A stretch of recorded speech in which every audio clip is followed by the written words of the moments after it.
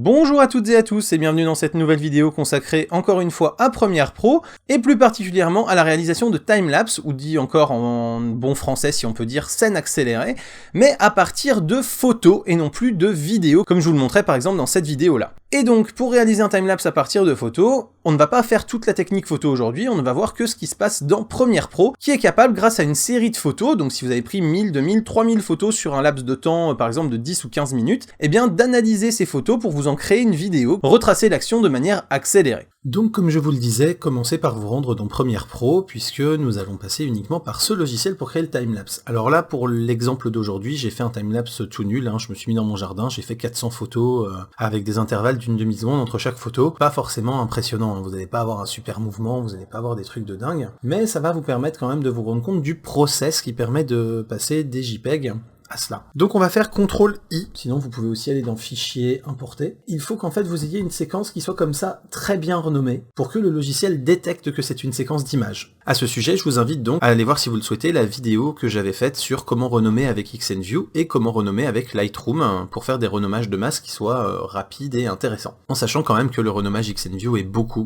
plus rapide que celui de Lightroom puisqu'il ne réencode pas les images. Donc on va sélectionner la première image de la série, la 0001, et vous voyez qu'ici on a une petite case séquence d'images. Cette case-là sera grisée si votre numérotation n'est pas suffisamment compréhensible pour Premiere Pro, mais si vous avez une numérotation comme ça qui est propre, et bien cette case est cochable, donc vous la cochez et vous faites ouvrir. Et là il vous importe, vous voyez, une séquence d'images qui fait 17 secondes 08, que vous allez donc pouvoir ensuite remettre, et qui est en fait une vidéo, si on regarde. Et donc ici vous voyez maintenant que toutes mes photos sont alignées, et que donc si je les fais défiler comme ça, image par image, j'ai les petites variations de quand il y avait un bout de soleil ou quoi que ce soit qui passait, etc.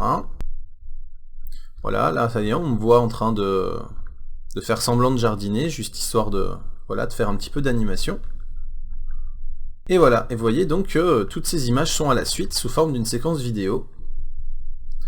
Et donc si vous voulez faire un timelapse, donc par exemple pour illustrer le flux dans un centre-ville bondé, pour illustrer la course des étoiles dans le ciel de nuit ou des choses comme ça, et bien ça vous permet de le faire extrêmement rapidement et d'avoir vraiment quelque chose qui soit aux petits oignons très facilement. Voilà, vous faites votre série de photos, vous les renommez et vous avez votre timelapse, libre à vous après de simplement faire le nécessaire avant en termes de retraitement de photos. Mais ça ce sera dans une autre vidéo que je vous proposerai plus tard. Je vais déjà vous dire que le lien sera ici en haut à droite, le but étant que pour la partie traitement photo par l'eau, eh bien vous puissiez la retrouver quand la vidéo sera mise en ligne. Je viendrai rajouter cette option là sur cette vidéo aussi. Voilà, donc vous l'avez vu, c'est extrêmement simple une fois que les photos sont bien nommées de faire ce genre de choses avec Premiere Pro. Il le fait quasiment tout seul et c'est vraiment extrêmement aisé à faire. Alors je vous ai mis deux timelapses qui sont particulièrement beaux et impressionnants dans la description, donc j'ai aucun partenariat avec les gens qui l'ont fait, c'est juste des vidéos que j'apprécie particulièrement parce qu'elles sont juste magnifiques. Et simplement pour aller un petit peu plus loin dans les astuces,